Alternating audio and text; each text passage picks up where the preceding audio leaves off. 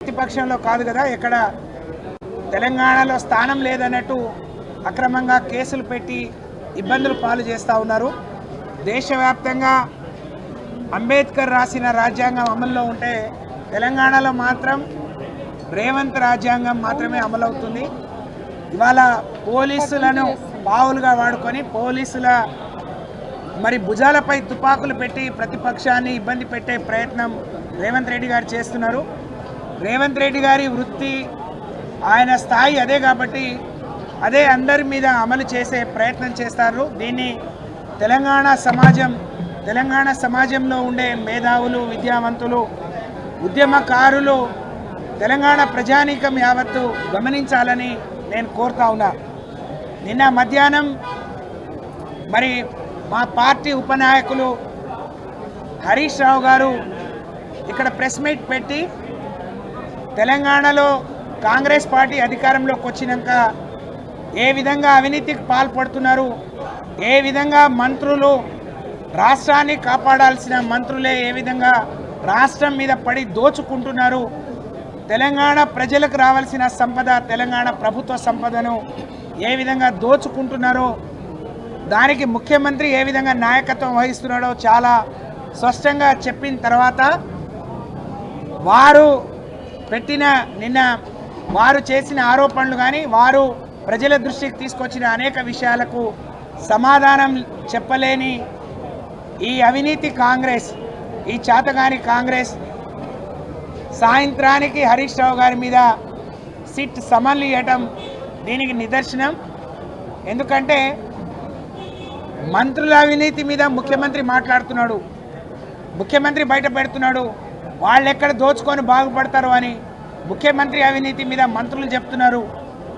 కొంతమంది వాళ్ళను కాపాడే ప్రయత్నం చేస్తున్న క్రమంలో ఒక ప్రధాన ప్రతిపక్షంగా 10 ఏళ్ళు ఈ రాష్ట్రాన్ని దేశంలో అగ్రగామిగా నిలబెట్టిన కేసీఆర్ గారి నాయకత్వంలోని బీఆర్ఎస్ పార్టీ ప్రతిపక్షాన్ని ప్రశ్నిస్తున్నప్పుడు ఇలాంటి కేసులు పెట్టి ఇబ్బందికి గురి చేయాలని చూస్తూ ఉంది. మీ ఇబ్బందిని, మీ అక్రమ అరెస్టులను మేము లెక్క చేయము. తప్పకుండా మాకు న్యాయస్థానం పట్ల చట్టం పట్ల గౌరవం ఉంది. తప్పకుండా హరీష్ రావు గారు ఏ తప్పు చేయలేదు కాబట్టి గతంలోనే సుప్రీంకోర్టులో ఒకసారి కొట్టేసిండ్రు, హైకోర్టులో కొట్టేసిన దాన్ని ప్రభుత్వమే ఇంప్లీడ్ అయితే సుప్రీంకోర్టు కొట్టేసింది. కానీ రేవంత్ రెడ్డి గారికి ప్రజల దృష్టిని ఎప్పటికప్పుడు మళ్లించడం అలవాటు. మొన్న గ్రామ పంచాయతీ ఎన్నికల్లో ఇలాంటి పరిణామం, కాంగ్రెస్ పార్టీ ఇలాంటి గెలుపు ఊహించలేదు. 100కి 90% గ్రామాలు వాళ్ళకు వస్తాయనుకున్నారు. కానీ బీఆర్ఎస్ పార్టీ కార్యకర్తలు, బీఆర్ఎస్ పార్టీ కేసీఆర్ గారికి గ్రామీణ ప్రాంతంలో ఉండే బలం, ఆదరణ చూసి బీఆర్ఎస్ పార్టీ 37% వరకు ఈ సర్పంచ్ స్థానాలు గెలిచిన తర్వాత ఇవాళ ప్రతి ఒక్కరూ కాంగ్రెస్ పార్టీని ప్రశ్నిస్తూ ఉన్నారు. మీరు ఇచ్చిన హామీలేంది, అమలు చేసినవన్నీ, చేయాల్సినవన్నీ అవన్నీ పక్కన పెట్టి ఎక్కడ పని వస్తే, ఎక్కడ కాంట్రాక్టులు వస్తే, ఎక్కడ కమిషన్లు తీసుకుందాం, ఎక్కడ దోచుకుందామనే ఎవరైనా సహకరించకపోతే ఏ విధంగా ఇబ్బంది పెట్టాలనే పని మీద ఉన్నారు అని చెప్పి వీళ్లకు బుద్ధి చెప్పాలి అంటే ఎన్నికలు ఒకటే ఆయుధంగా గ్రామ పంచాయతీ ఎన్నికల్లో వారు తీర్పిచ్చిన తీరు చూసిన తర్వాత మున్సిపల్ ఎన్నికలు వస్తున్నాయి కాబట్టి హరీష్ రావు గారిని మళ్ళీ బదనాం చేయాలి, బీఆర్ఎస్ పార్టీని బదనాం చేయాలనే ఒక కుట్రపూరితంగా ఈ కేసును సీట్ చేతికి ఒప్పజెప్పిను. ఫోన్ ట్యాపింగ్ కేసు మొదలై 2 ఏళ్ళైంది. ఒక హర్రర్ సీరియల్ లాగా 2 ఏళ్లుగా కొనసాగిస్తున్నారు. ఒక ఐపీఎస్ ఆఫీసర్ని వయస్సును, అనుభవాన్ని కూడా గౌరవించకుండా రోజు కస్టడీలోకి తీసుకొని రోజు ప్రశ్నించి వేధిస్తూ ఉన్నారు. అయినా ఏమీ చేయలేకపోయినారు. కాబట్టి అందులో ఎలాంటి తప్పు జరగలేదు, ఫోన్ ట్యాపింగే జరగలేదు. కాబట్టి ఏం తేల్చుకోలేక ఇవాళ హరీష్ రావు గారి మీద కేసు పెట్టిండ్రు. అధికారంలో వచ్చిన వెంటనే కాళేశ్వరం మీద మరి అనేక అవినీతి ఆరోపణలు చేసిండ్రు, దాని మీద కమిషన్ వేసిండ్రు.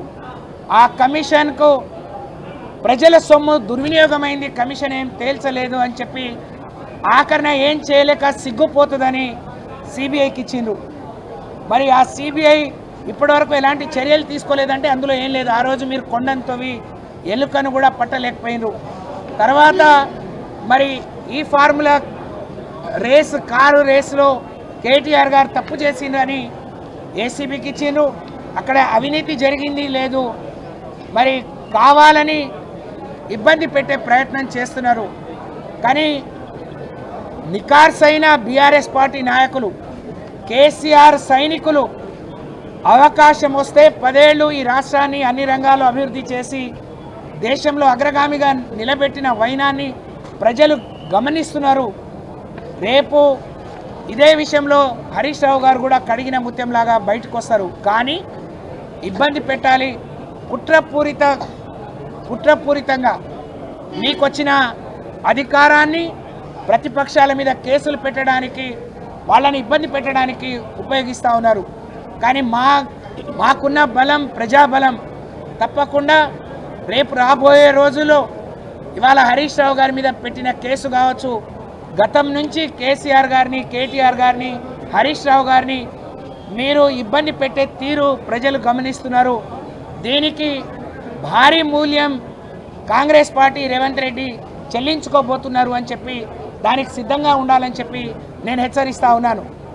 మీరు ఇన్నిసార్లు ఇందులో తప్పు జరగలేదని సుప్రీంకోర్టు, హైకోర్టు కొట్టేసినాక పోలీస్ అధికారులను అడ్డం పెట్టుకొని, అధికారాన్ని అడ్డం పెట్టుకొని మీరు కొత్తగా మళ్ళీ సిట్టేసి దాంట్లో నిన్న అంటే మీ అవినీతి ఎన్ని రకాల అవినీతి చేస్తున్నారో ప్రజలు గమనిస్తూ ఉన్నారు. నిన్నటికి నిన్న మరి సింగరేణి బొగ్గు గనుల్లో జరిగిన అవకతవకలు, ఇవాళ బీజేపీ పార్టీ కూడా ఎప్పుడు మరి మమ్మల్ని విమర్శిస్తుంది.